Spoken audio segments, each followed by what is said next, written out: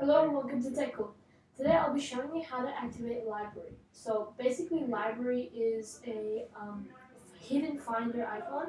When you go here, you can not access it actually without actually knowing a shortcut. So as you can see here, library is where you're basically in Windows here, program files.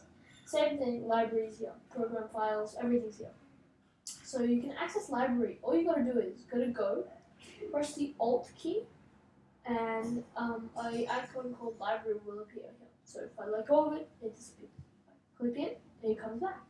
So click library, and you're in.